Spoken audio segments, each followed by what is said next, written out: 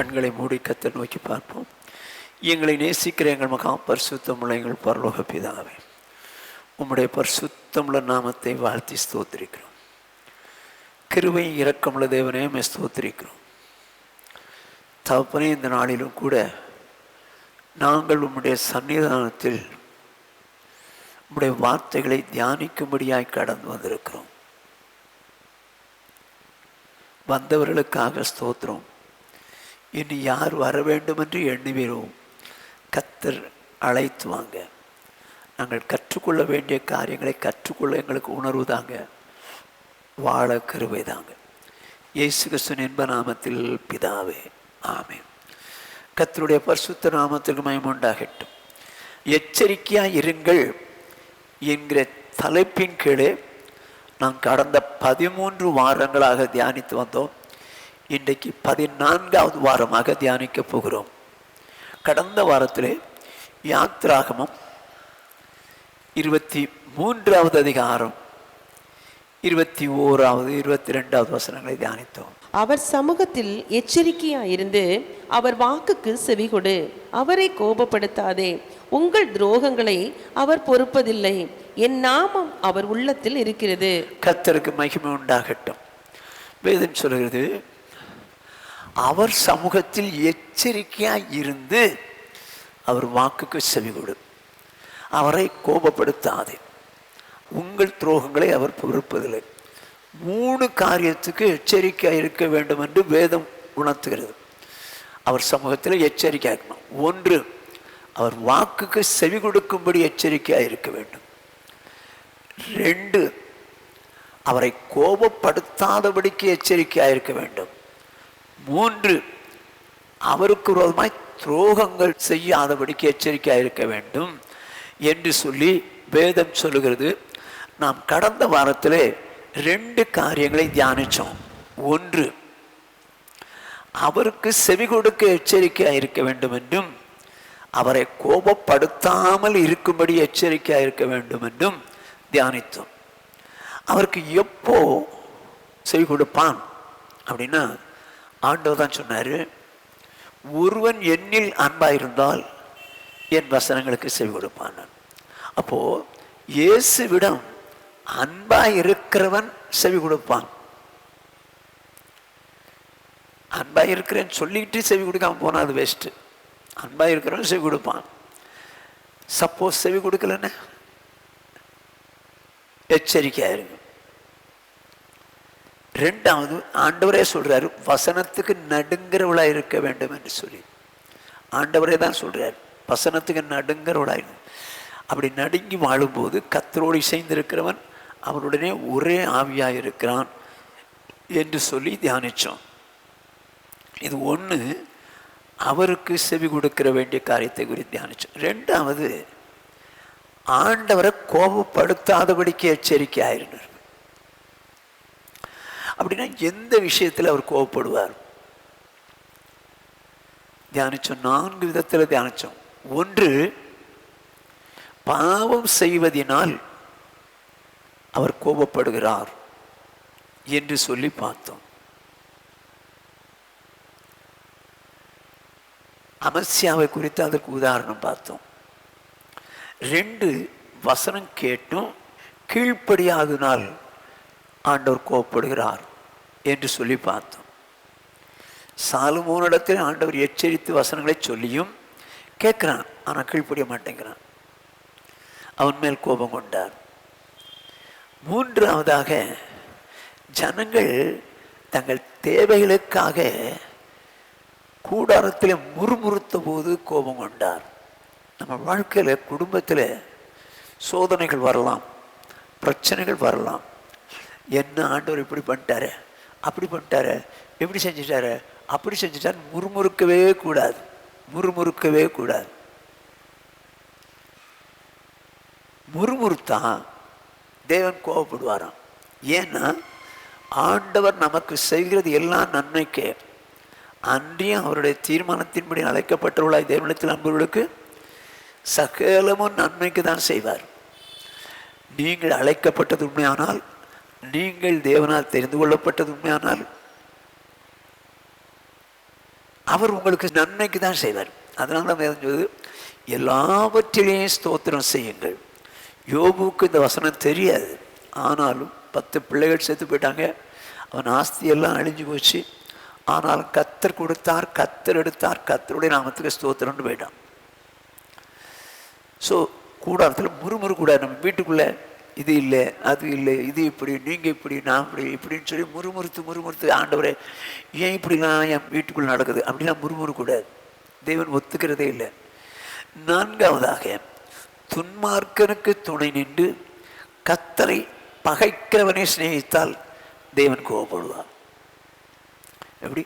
துன்மார்க்கனுக்கு துணை நின்று கர்த்தரை பகைக்கிறவனை யார் நேசிக்கிறாங்களோ அவங்க மேலே கோபப்படுவார்.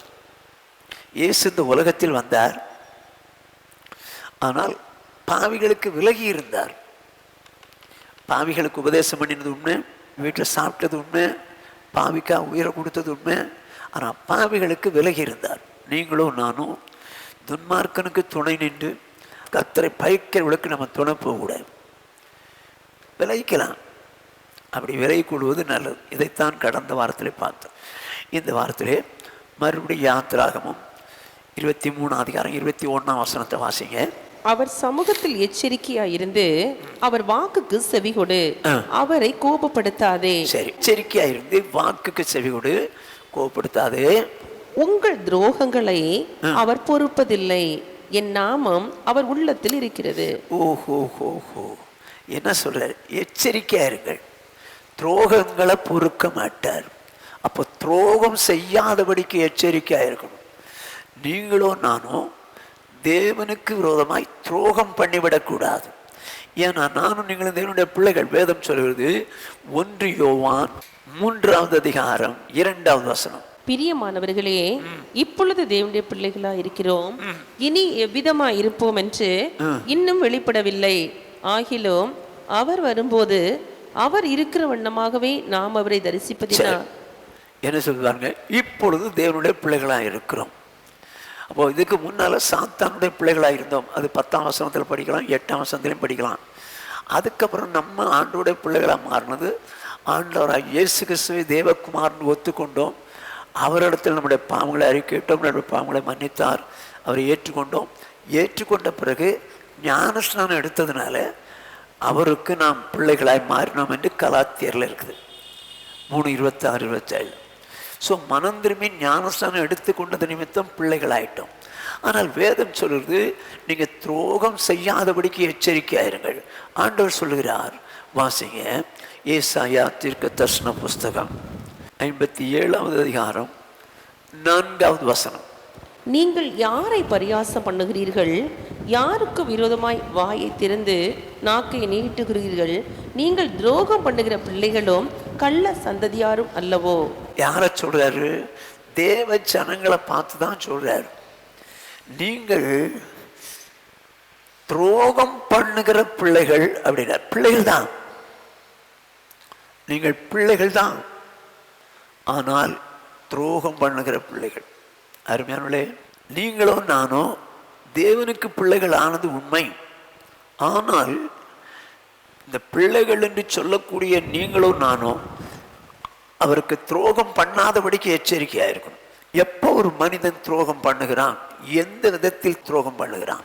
முதலாவது, பாவம் செய்து துரோகம் பண்ணுகிறான். லூக்கா எழுதின சுவிசேஷம் 6வது அதிகாரம் 16வது வசனம். யாக்கோபின் சகோதரனாகிய யூதா துரோகியான யூதாஸ் காரியத்து என்பவர்களே. இப்ப இந்த யூதாஸ் காரியத்தை குறித்து வேதம் சொல்லுது, அவன் துரோகி என்று சொல்லி 3.5 வருடங்களாக இயேசுவுக்கு சீஷனாயிருந்தான். அப்போஸ்தலர்கள் 12 பேரில் இவனும் ஒருவன். இவனிடத்தில் ஆண்டவர் பணப்பைய கொடுத்திருந்தார். அந்த அளவுக்கு முக்கியமானவன். பணப்பைய கொடுத்து அவன் தான் எல்லாத்தையும் என்ன பண்ணுவான், செட்டில் பண்ணுவான். ஆனால் இப்பொழுதோ அவனை குறித்து வேதம் சொல்லுது, அவன் துரோகம் பண்ணிட்டான். துரோகியான யூதாஸ் காரியத்தை எப்போ துரோகம் பண்ணா?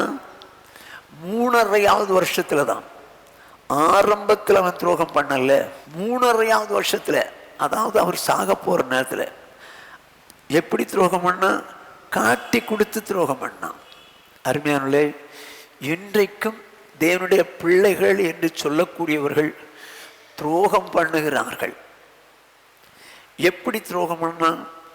லூக்கா எழுதின சுவிசேஷம் 22வது அதிகாரம் 4-6. அவன் பிரதான ஆசாரியர்களிடத்திலும் சேனை தலைவர்களிடத்திலும் போய் அவரை காட்டிக் கொடுக்கும் வகையை குறித்து அவர்களுடைய ஆலோசனை பண்ணினான். என்னவா?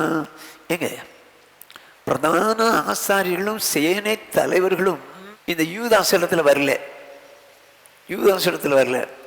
யூதாஸ் தான் பிரதான ஆசாரியர்களிடத்திலும் சேனை தலைவர்களிடத்திலும் போய் அவரை காட்டி கொடுக்கும் வகை குறித்து அவர்களோட ஆலோசனை பண்ண. இவன் தான் போறான். அவங்க வந்து எப்பா அவரை காட்டி கொடுத்துருப்பா அப்படின்னு சொன்னா இவனுக்கு விருப்பம் இல்லைன்னா போயா அப்படின்ட்டு போயிருப்பான். ஆனால் இவனே போறான். இவன் போய் அவரை காட்டி கொடுக்கும் வகை குறித்து அவர்களுடைய ஆலோசனை பண்ணான். என்ன செய்யறாங்கன்னு பாருங்க. அவர்கள் சந்தோஷப்பட்டு அவனுக்கு பணம் கொடுக்க உடன்பட்டார்கள். இப்ப எதுக்கு தான் அப்போ வந்திருக்கிறேன்? அவன் பணம் கிடைக்கும், அவரால் எனக்கு பணம் சம்பாதிச்சுக்கலாம் அப்படிங்கிற எண்ணத்தில் அவர்கள் உடன்பட்டார்கள். சந்தோஷப்பட்டு உடன்பட்டார்கள். நான் காட்டி கொடுக்குறேன் அப்படின்னு வந்து நிற்கிறான். அப்போ என்ன நடக்குதுன்னு பாருங்க. அதற்கு அவன் சம்மதித்து ஜன கூட்டம் இல்லாத வேளையில் அவரை அவர்களுக்கு காட்டி கொடுக்கும்படி சமயம் தேடினான். அருமையானே, எங்க காட்டி கொடுக்கும்படி? ஜனக்கூட்டம் இல்லாத இடத்தில் அவரை காட்டி கொடுக்கும்படி சமயம் தேடினான். இயேசுவோ 11 அப்போஸ்தலரோடு கூட இருந்தால் அவன் உத்தமமான ஒரு அப்போஸ்தல் மாதிரியே இருந்திருப்பான். ஜனங்கள் இருந்தாலும் உத்தமமான ஒரு அப்போஸ்தல் மாதிரி காட்சியளிச்சுப்பான். ஆனா எங்க காட்டி கொடுத்தானோ? ஜனக்கூட்டம் இல்லாத இடத்தில் அவரை காட்டி கொடுத்தான். அருமையானே, இன்றைக்கும் ஆவிக்கிற உலகத்திலே அநேகர் தேவனுக்கு துரோகம் பண்ணிவிட்டாங்க. 3 வருஷம் கழிச்சு தான் துரோகம் பண்ணான். முதல்ல ஆண்டவருக்காக எல்லாரும் வைராக்கியம் வந்தது போல இவனும் வைராக்கியமா இருந்தான். அன்பு குறையும் போது தாங்க துரோகமே பண்ணுவாங்க. ஆண்டவர் மேல யாருக்கு அன்பு குறைவுதோ அவங்க தான் துரோகம் பண்ணுவாங்க. ஆரம்பத்தில் அன்பு ஜாஸ்தி இருந்ததுதான், உண்மைதான். இப்போ அவனுக்கு ஆண்டவர் மேல அன்பு குறைஞ்சதுனால அவரை வச்சு பணம் சம்பாதிச்சுக்கிறான், காட்டி கொடுத்து துரோகம் பண்ணிக்கிறான்னு. அது எப்படி செய்யறான்னா, ஜனக்கூட்டம் இல்லாத இடத்துல. இன்னைக்கு நிறைய பேர் ஜனக்கூட்டம் இல்லாத இடத்துல தான் தப்பு பண்றாங்க. எப்ப தப்பு பண்றாங்க தெரியுமா? ரட்சிக்கப்பட்ட புதுசுல உத்தமமா இருப்பாங்க. ஆண்டவரே, நான் உமக்காக தான் வாழ்றேன், ஆண்டவரே உம்மோடு இருப்பதை தான் நான் விரும்புறேன்ப்பா அப்படின்னு சொன்னவங்க தான். ஆனால் நாளாக நாளாக நாளாக அவர் மேல இருந்த அன்பு குறைந்தது நிமித்தமாக அவர்கள் தவறு செய்ய ஆரம்பிச்சாங்க. இது இது இது சாத்தான், இது ஆண்டவர் வச்சுங்க. ஆண்டவரோடு இருக்கிறான். இப்போ இவருடைய அன்பு கொஞ்சம் குறைஞ்சிச்சுன்னா என்ன அர்த்தம் தெரியுமா? இவருடைய அன்பு, இவர் மேல இருந்த அன்பு கொஞ்சம் குறைஞ்சிச்சுன்னா என்ன அர்த்தம் தெரியுமா? இவன் கூட நெருங்குறான்னு அர்த்தம். இன்னும் கொஞ்சம் குறைஞ்சுன்னா இங்க கேப் ஜாஸ்தி ஆகும். இவர் மேல இருந்த அன்பு இங்க குறைஞ்சுன்னா அந்த கேப் ஜாஸ்தி ஆகும். இங்க இவனோட கேப் குறைஞ்சு போச்சு, இவனோட சேருவான். இப்படியே சேர்ந்து கடைசியில் அவனோட சேர்ந்துருவான். அருமையானே, அதுதான் ஆண்டவர் சொன்னார், ஆதியிலிருந்த அன்பை விட்டாய் என்று உன் பேரில் எனக்கு ஒரு குறை உண்டு. ரட்சிக்கப்பட்ட புதுசுல ஆண்டவருக்காக எப்படி வைராக்கியமா இருந்தோமோ அதே மாதிரி வைராக்கியம் உள்ளவங்களா இருக்க பார்க்கணுங்க. இப்ப துரோகிகளா மாறிட்டாங்க, அநேகர் துரோகிகளா மாறிட்டாங்களே. விசுவாசிகளும் சரி, ஊழியக்காரரும் சரி துரோகம் பண்ணிட்டாங்க. என்ன பண்றாங்க? ஜனக்கூட்டம் இல்லாத இடத்துல தப்பு பண்றாங்க. ஜனக்கூட்டம் இல்லாத இடத்துல. ஜனக்கூட்டம் இருந்தா எந்த பூனையும் பால் குடிக்குமோ அப்படின்னு சொல்லத்தக்கதான அளவுக்கு பரிசுத்தமா இருக்கிற மாதிரி அப்படி இப்படின்னு காட்சியளிப்பாங்க. ஆனால் ஜனக்கூட்டம் இல்லாத இடத்துல தான் அவரை காட்டி கொடுக்கும்படி தவறு செய்வார்கள், பாவம் செய்வாங்க. 2 ராஜாக்களின் புஸ்தகம் 2 ராஜாக்கள் 17வது அதிகாரம் 9வது வசனம். செய்யத்தகாத காரியங்களை இஸ்ரவேல் புத்திரர் தங்கள் தேவனாகிய கர்த்தருக்கு விரோதமாக ரகசியத்தில் செய்ததுமன்றி, காவல் காக்கிற கோபுரங்கள் தொடங்கி அரணான பட்டணங்கள் மட்டுமுள்ள தங்கள் ஊர்களில் எல்லாம் தங்களுக்கு மேடைகளையும் கட்டி. சரி, செய்யத்தகாத காரியங்களை இஸ்ரவேல் புத்திரர் தங்கள் தேவனாகிய கர்த்தருக்கு விரோதமாக ரகசியத்தில் செய்தார்களாம். எப்படி? இஸ்ரவேல் ஜனங்கள் கர்த்தரை வணங்கக்கூடியவர்கள் தான். ஆனால் செய்யத்தகாத காரியங்களை இஸ்ரவேல் புத்திரர் ரகசியத்தில் செய்கிறாங்க. இன்னைக்கு நிறைய பேர் ரகசியமாக செய்கிறாங்க. ஆனால் உத்தம மாதிரி நடிப்பாங்க, உத்தமி மாதிரி நடிப்பாங்க. ரகசியத்தில் தனியாக இருக்கும்போது மொபைலில் என்ன பார்க்குறாங்கன்னு சொல்லி யாரும் கண்டுபிடிக்க முடியாது. ஆனால் எல்லாரும் இருக்கும்போது அதே காரியத்தை பார்ப்பாங்களா? மனைவியோ புருஷனோ யாரோ வரும்போது உடனே மாற்றிடுறமே அப்படின்னா எதை வேண்டாததை மாற்ற முடியும். சரியான காரியமாக இருந்தால் மாற்ற வேண்டியங்கிற அவசியம் இல்லைல்ல. இன்றைக்கு பரிசுத்தவானிடத்தில் அன்பு குறைஞ்சி போச்சுங்க. ஆண்டவராக இயேசுவே சொல்லுவார், இயேசு கிறிஸ்து வருவதற்கும் உலகத்தின் முடிவுக்கும் அடையாளம் என்ன அப்படின்னு சொல்லி கேட்டால் அதில் ஒன்று சொல்லுவார், அநேகருடைய அன்பு தணிந்து போகும். ஏன்? அக்கிரமம் மிகுதியாவதுனால அநேகர். அப்போ பாவம் ஜாஸ்தி ஆயிரும். அப்போ பாவம் ஜாஸ்தியான ஒன்று, இதெல்லாம் ஒரு பாவமா, இதெல்லாம் ஒரு பாவமா, இதெல்லாம் ஒரு பாவமா அப்படின்னு சொல்லி தேவன் மேலே அன்பாக இருந்தவர்கள் எல்லாரும் அவர் மேலே உள்ள அன்பை குறைச்சிக்குவாங்க. அவர் மேலே இருந்து அன்பை குறைச்சிக்குவாங்க. ஒரு மனைவி தம் புருஷன் மேலே அன்பாக இருக்கணும் தான் நினைப்பாங்க. எப்போ வந்து கல்யாணம் ஆன நாள்லேருந்து கடைசி வரைக்கும். அந்த அன்பை குறைச்ச உடனே புருஷனுக்கு வேதனையாக இருக்காதா? வேதனையாக இருக்காதா? என் மேலே இந்த அன்பு எங்கேயோ போகுதே அப்படின்னு சொல்லி மனைவி மேலே வேதனை இருக்கும். ஆனால் இன்றைக்கு ஆவிக்குரிய வாழ்க்கையில் இயேசு கிறிஸ்துவுக்கு மேலே இருந்த அன்பு குறைஞ்சிட்டு வருது. காரணம் தெரியுமா? உலகத்தில் அக்கிரமம் ஜாஸ்தி ஆயிடுச்சுது.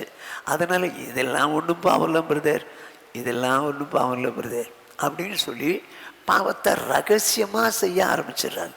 இது ஒன்றும் தவறில்லை.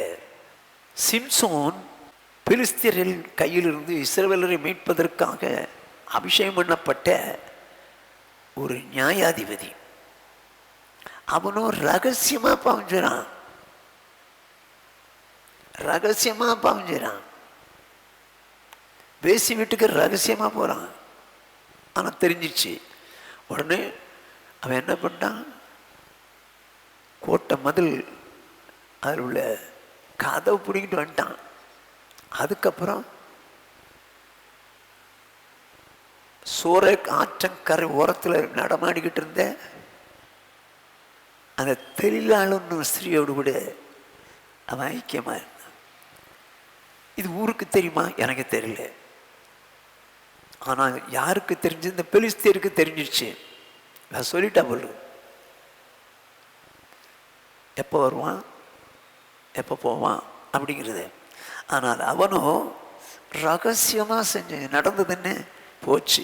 ஆண்டவர் மேலே அந்த அன்பே போச்சு. கண்ணை பிடுங்கி மாவாட்டை வச்சு கடைசியில் வேடிக்கைக்காரனாக மாறிட்டான்.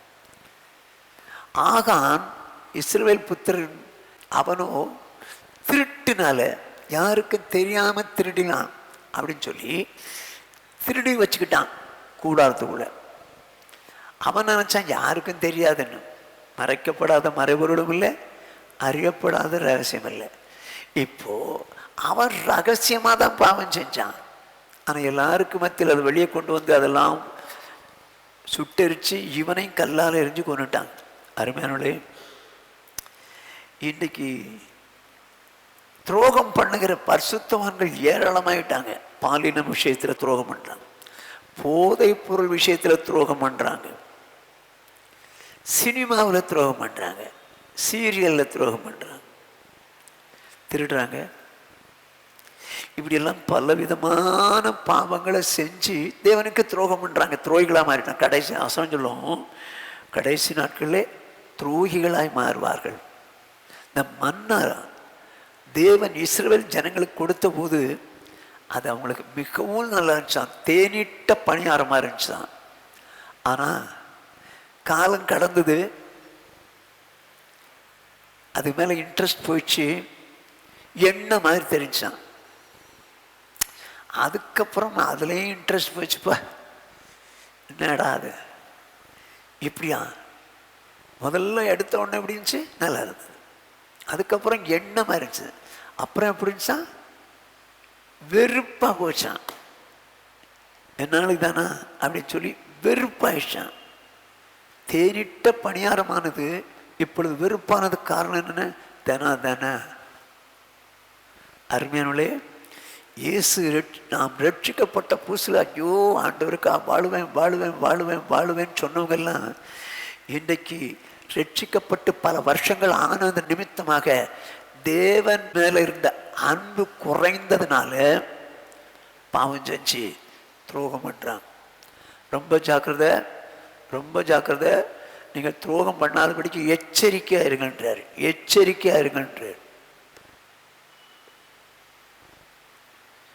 ஆனால் அறியப்படாத ரகசியமே இல்லை, வெளிக்கு வராத மறைபொருளும் கிடையாது. தப்பு செஞ்சுட்டு மறைஞ்சிடலான்னு கணக்கும் போட முடியாது. கட்டாயம் நிச்சயமாக வெளியே கொண்டு வந்துடுவார் கர்த்தர் நிச்சயமாக அந்த காரியத்தை வெளியே கொண்டு வருவார். ஆனால் வெளியே வந்துருமோ, நிறைய பேர் என்ன பண்ணுவாங்க தெரியுமா, ஆண்டவரே நான் பாவம் செய்யக்கூடாது, என்னை காப்பாற்றுங்கன்னு ஜெபம் பண்ணுவாங்க. இன்னும் சிலர் என்ன பண்ணுவாங்க தெரியுமா, பாவம் செஞ்சு விட்டு ஆண்டவரே என் மனைவிக்கு தெரிஞ்சிடக்கூடாது, என் புருஷனுக்கு தெரிஞ்சிடக்கூடாது, எங்கள் பாஸ்டருக்கு தெரிஞ்சிடக்கூடாது. ஐயா, யாருக்கு தெரியாமல் இருக்கலாங்க, மேலே உள்ளவருக்கெல்லாம் துரோகம் பண்ணுறோம். எவ்வளோ வேதனை. ஸோ பாவம் செய்து துரோகம் பண்ணுகிறாள். First point. செகண்ட் பாயிண்ட், எப்படி துரோகம் பண்ணுகிறார். 119 சங்கீதம் 158 வசனம். உமது வசனத்தை காத்துக்கொள்ளாத துரோகிகளை நான் கண்டபோது எனக்கு அருவருப்பாய் இருந்தது. என்ன சொல்றாரு சங்கீதக்காரன், உமது வசனத்தை கை கொள்ளாத துரோகிகளே. கை கொள்ளாதவன் கீழ்ப்படியாதவன். கை கொண்டுட்டே வந்திருக்கிறான், ஒரு சிச்சுவேஷன் வருது, அதை காத்து கொள்ள முடியல. வேதம் அழகா சொல்லுது, உமது வசனத்தை காத்து கொள்ளாத துரோகிகளை. அப்போ யார் துரோகி? வசனத்தை கை கொள்ளாதவன் துரோகி அல்ல, அவன் கீழ்ப்படியாதவன். துரோகி யாரு? ஒரு வசனம் தெரியுது, கீழ்ப்படிஞ்சுக்கிட்டே இருக்கிறான், கரெக்டாக செஞ்சுக்கிட்டே இருக்கிறான். ஆனால் ஒரு சூழ்நிலை வருது, அந்த சூழ்நிலையினால இதுக்கு மேலே நம்மளால செய்ய முடியாதுப்பான்னு சொல்லி அந்த வசனத்தை காத்துக்கொள்ள முடியாமல் போயிடுறான். அந்த சூழ்நிலையினால அந்த வசனத்தை தன்னுடைய வாழ்க்கையில் காத்துக்கொள்ளாமல் போயிடுறான். அவன் தான் துரோகின்றார். இன்னைக்கு நிறைய பேர் ரட்சிக்கப்பட்டவர்கள் ஆண்டவருக்காக வாழ்வேன்னு சொல்லி வசனங்களை படிக்கும்போது ஒப்பு கொடுப்பாங்க. சில வருஷங்கள் வாழுவாங்க, பல வருஷங்கள் வாழுவாங்க. ஆனால் சூழ்நிலைகள் வரும்போது அதை காத்துக்கொள்ள முடியாமல் என்ன பண்ணிடுறாங்க தெரியுமா, மறுபடி இந்த வசனத்துக்கு மாறா போயிடுறாங்க. இல்லை பிரதர்ஸ் சிஸ்டர்ஸ், தயவு செய்து நானும் நீங்களும் கற்றுக்கொண்ட உபதேசத்தை கடைசி வரைக்கும் கை கொள்கிற மாதிரி ஆண்டவருக்காக வாழ்ந்துடணும். துரோகம் பண்ணிடாதீங்க. ஏன்னா வேதம் என்ன சொல்லுது, 2 தீமோத்தேயின் புஸ்தகம் 3வது அதிகாரம் 14வது வசனம். நீ கற்று நிச்சயித்து கொண்டவைகளில் நிலைத்திரு, அவைகளை இன்னாரிடத்தில் கற்றாய் என்று நீ அறிந்திருக்கிறதும் அல்லாமல். என்ன சொல்றாரு? நீ கற்று கொண்டவைகளில் நிலைத்திரு. என்ன சொல்றார்? நீ கற்று நிச்சயித்து கொண்டவைகளில் நிலைத்திரு.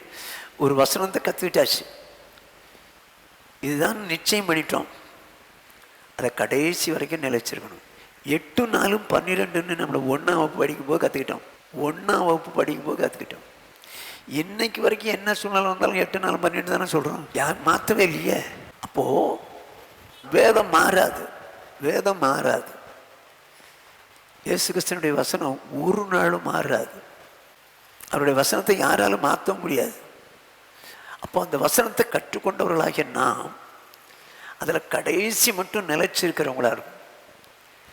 ஆனால் இது ஒரு வசனம் தெரிஞ்சிச்சு, கீழ்ப்படுகிறோம், கை கொள்கிறோம், சூழல் வரும்போது காத்துக்கொள்ள முடியாமல் போயிடும், துரோகி ஆயிரும். இது ஒன்றும் தப்பு இல்லை, இது ஒன்றும் ஆண்டவர் கண்டுக்க மாட்டார் அப்படிலாம் சொல்ல முடியாது. துரோகின்னு அர்த்தம் கை கொள்ளாதவன், கீழ்ப்படியாதவன்.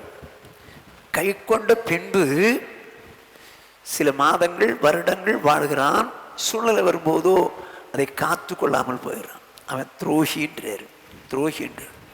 வேதம் என்ன சொல்லுது வாசிங்க. 1 சாமுவேலின் புஸ்தகம் 28வது அதிகாரம் 5வது வசனம் முதல் 10ஆம் வசனம் முடிய. சவுல் பெலிஸ்தரின் பாளையத்தை கண்டபோது பயந்தான், அவன் இருதயம் மிகவும் தத்தளித்து கொண்டிருந்தது. இப்போ பெலிஸ்தியர்கள் இஸ்ரவேல் ஜனத்துக்கு விரோதமாக பாளையம் இறங்கி இருக்கிறார்கள். அதை கண்டபோது பயந்த அவனுடைய இருதயம் தத்தளித்தது. சவுல் கர்த்தரிடத்தில் விசாரிக்கும் போது கர்த்தர் அவனுக்கு சொப்பனங்களின் ஆளாவது, ஊரிமினாலாவது, தீர்க்க தரிசனங்களின் ஆளாவது மறு உத்தரவு அருளவில்லை. இப்போ ஆண்டவர்கிட்ட என்ன கேட்கிறான்? ஆண்டவரே, யுத்தத்துக்கு போகலாமா? அவர் ஊரிம்னாலும் தும்மிம்னாலும் அவனுக்கு பதில் சொல்லலை. தீர்க்கதரிசிகளினாலாவது மறு உத்தரவு கிடைக்குமானா அதுவும் கிடைக்கல, ஒன்றும் கிடைக்கல. போகிறதா வேண்டாமா? இப்போ சிச்சுவேஷன் அவனுக்கு கிரிட்டிக்கல் ஆயிடுச்சு. ஐயோ, யார்கிட்ட கேட்டாலும் ஆண்டவர் இடத்துலேருந்து ஒன்றும் பதில் வரலையே அப்படின்னு சொல்லி அங்கலாய்க்கும் போது என்ன நடக்குதுன்னு பாருங்க. வாசிங்க. அப்பொழுது சவுல் தன் ஊழியக்காரரை நோக்கி, அஞ்சனம் பார்க்கிற ஒரு ஸ்திரீயை தேடுங்கள், நான் அவளிடத்தில் போய் விசாரிப்பேன் என்றான். என்ன சொல்றான்? அவங்க தாங்க முடியல, ஆண்டவரிடத்துலேருந்து எந்த பதிலும் வரலையே, நம்ம யுத்தத்துக்கு போகிறதா வேண்டாமா அப்படிங்கிற சூழ்நிலையில் என்ன செய்ய தன்னுடைய ஊழியக்காரர்களை நோக்கி, அஞ்சனம் பார்க்கிற ஒரு ஸ்திரீயை தேடுங்கள். சொன்னது யாரு? சவுல் தன்னுடைய வீரர்களிடத்தில் சொல்றார், நான் அவளிடத்தில் போய் விசாரிப்பேன் என்றான். அஞ்சனம் பார்க்கணும்னா குறி கேட்கறது. நான் போய் விசாரிச்சு சொல்றேன், எங்க இருக்கிறான்னு சொல்லுங்க, பார்த்துட்டு மட்டும் வந்துருங்க, நான் போயிட்டு வந்துடுறேன்றான். அதுக்கு நடக்கிறத பாருங்க. அதற்கு அவனுடைய ஊழியக்காரர், இதோ எந்தோரில் அஞ்சனம் பார்க்கிற ஒரு ஸ்திரீ இருக்கிறாள் என்றார்கள். என்னவா? அதுக்கு இம்மிடியட் ஆன்சர், எந்தோரிலே அஞ்சனம் பார்க்கிற ஒரு ஸ்திரீ இருக்கிறாள் என்றார்கள். அப்பொழுது சவுல் வேஷம் மாறி வேறு வஸ்திரம் தரித்து கொண்டு அவனும் அவனோட கூட 2 பேரும் ராத்திரியிலே அந்த ஸ்திரீனிடத்தில் போய் சேர்ந்தார்கள். அவளை அவன் நோக்கி, நீ அஞ்சனம் பார்த்து எனக்கு குறி சொல்லி நான் உன்னிடத்தில் சொல்லுகிறவனை எழுப்பி வரச் செய் என்றான். இப்போ குறிப்பிட்ட அந்த பெண் இடத்துக்கு வந்தாச்சு, குறி சொல்ற பெண் இடத்துல வந்தாச்சு. சவுல் என்ன இருக்கிறான்? வேஷம் மாதிரி வஞ்சிருக்கான், ராஜாவா வரல, ராஜா உடையில வரல. ஏன்னா அந்த ராஜா எப்படிப்பட்டவர்னு இவளுக்கு தெரியும். அதனால ராஜாவை போலவே வராம வேஷம் மாதிரி வந்திருக்கிறான். வந்து அந்த ஸ்திரீயிடத்தில் போய் சேர்ந்தார்கள். நீ அஞ்சனம் பார்த்து எனக்கு குறி சொல்லி நான் உன்னிடத்தில் சொல்லுகிறவனை எழுப்பி வர செய்யணும்.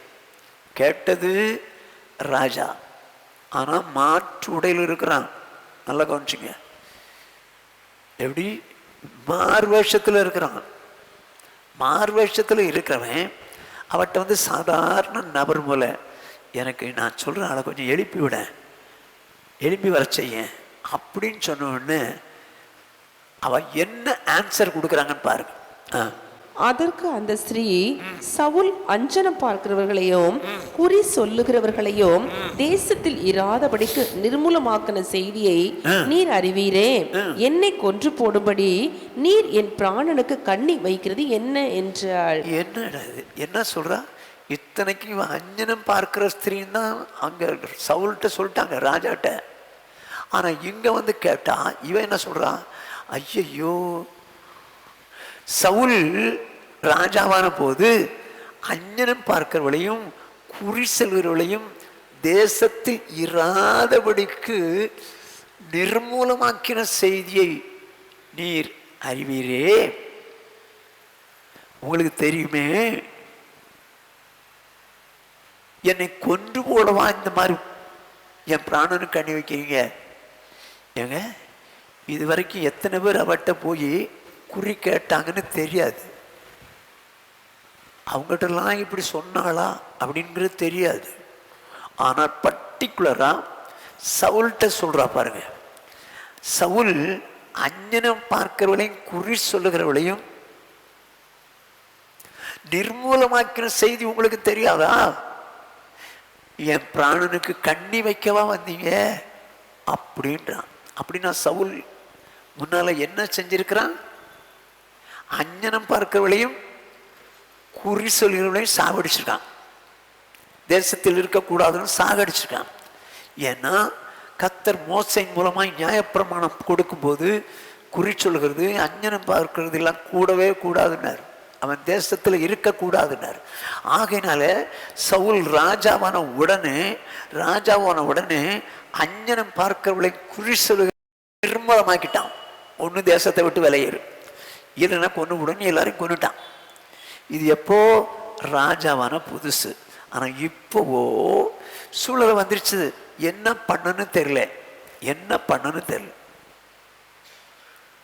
இந்த சூழலை நிமித்தமா அவன் சொல்றான், அஞ்சனும் பார்க்கிறவங்க குறி சொல்றவங்களையும் அவங்க நிர்மூலமாக்கணும் உங்களுக்கு தெரியாது, என்ன கொண்டு போட வந்தீங்க. அதுக்கு அவன் என்ன சொல்றான் பாருங்க. அப்பொழுது சவுல், இந்த காரியத்திற்காக உனக்கு பொல்லாப்பு வராது என்பதை கர்த்தருடைய ஜீவனை கொண்டு சொல்லுகிறேன் என்று அவளுக்கு கர்த்தர் மேல் ஆணையிட்டான். என்ன சொல்றான்? அப்பொழுது சவுல், இந்த காரியத்திற்காக உனக்கு பொல்லாப்பு வராது என்பதை கர்த்தருடைய ஜீவனை கொண்டு சொல்லுகிறேன் என்று அவளுக்கு கர்த்தர் மேல் ஆணையிட்டான். ஏங்க, ஒரு காலத்துல அஞ்ஞனம் பார்க்காதவன், அஞ்ஞனம் பார்க்கிறவங்களையும் குறி சொல்றவங்களையும் விரட்டினவன். ஆனா இப்போ சூழ்நிலை வந்த உடனே அதை காத்துக்கொள்ள முடியலையே. அஞ்ஞனம் பார்க்க கூடாது, குறி சொல்லக்கூடாதுன்னு சொல்லி தேவன் சொன்ன அந்த வார்த்தை காத்துக்கொள்ள முடியலையே. காரணம் சூழ்நிலை வந்தாலும். அருமையான சௌரனே நல்ல கவனிச்சுங்க. நீங்களும் நானும் வசனத்தின்படி வாழும்போது என்ன சூழ்நிலை வந்தாலும், நம்முடைய வாழ்க்கைக்கே மாறான ஒரு சூழ்நிலை வந்தாலும் அதை காத்துக்கொள்கிறவளா இருக்கணும். சூழ்நிலை வந்துச்சு, அதனால இப்படி பண்ணிட்டேன் பிரதர், வசனம் உனக்கு தெரிஞ்சு வாழ்ந்துகிட்டு இருந்தேன், ஆனால் இப்பொழுதோ சூழ்நிலை வந்தோடனே அதை உனக்கு காத்துக்கொள்ள முடியல. அப்படியா அப்படின்னா என்னவா? துரோகின்றார். நீங்களோ நானோ எல்லா வசனத்துக்கும் கீழ்ப்படியணும். கீழ்ப்படுகிற நாம் சிச்சுவேஷன் வந்த உடனே நான் அதை செய்ய முடியாது, என்னால் நடக்க முடியாதுன்னு சொல்லக்கூடாது. அப்படி சொன்ன அவன் யார் தான்? துரோகின்றார். வசனத்தை காத்து கொள்ளாத துரோகின்றார். நம்மங்க எப்படிங்க? இன்னைக்கு துரோகம் பண்ற பிள்ளைகள் ஏராளம். பாவம், துரோகம் பண்ணனால எப்படி செத்தான்? ஈட்டியை குத்திக்கிட்டு மேலே விழுந்து செத்தான். துரோகிகள் முடிவெல்லாம் வேற மாதிரி இருக்குங்க. வேதம் என்ன சொல்லுது? இங்க ஒரு சம்பவத்தை பார்ப்போம். யெரொபெயாம் என்று சொல்லுகிற ஒரு ராஜா சமாரியாவில் இருந்தான். முதல் ராஜா. என்ன நடக்குன்னு பார்ப்போம். 1 ராஜாக்களின் புஸ்தகம் 13வது அதிகாரம் 1 முதல் 3 வசனங்கள். யெரொபெயாம் தூபம் காட்ட பலிபீட தண்டையிலே நிற்கையில், இதோ தேவனுடைய மனுஷன் ஒருவன் கர்த்தருடைய வார்த்தையின்படியே யூதாவிலிருந்து பெத்தேலுக்கு வந்து. என்னவா? யெரொபெயாம் தூபம் காட்ட பலிபீட தண்டையிலே நிற்கையில். தூபம் காட்டுறது ஆசாரியனுடைய வேலை. ஆனால் யெரொபெயாம் தூபம் காட்டுறதுக்கு பலிபீட தண்டையிலே வந்து நிற்கிறான். தேவனுடைய மனுஷன் ஒருவன் கர்த்தருடைய வார்த்தையின்படியே யூதாவிலிருந்து பெத்தேலுக்கு வந்தான். பெத்தேல் என்பது இஸ்ரவேல் தேசத்தினுடையது. யூதேயா என்பது வேறு ராஜா, ரெகோபெயாம் அரசாளக்கூடிய அந்த தேசத்தில் உள்ள ராஜா. அவன் யூதாவிலிருந்து பெத்தேலுக்கு வந்தான். எப்படி வந்தானா? கர்த்தருடைய வார்த்தையின்படியே வந்தான். ஆண்டவன் சொன்னபடியே செய்கிறவங்க, ஆண்டவன் சொன்னபடியே செய்கிறவன் வந்தான். அந்த பலிபீடத்தை நோக்கி, பலிபீடமே பலிபீடமே, இதோ தாவீதின் வம்சத்தில் யோசியா என்னும் பேருள்ள ஒரு குமாரன் பிறப்பான்.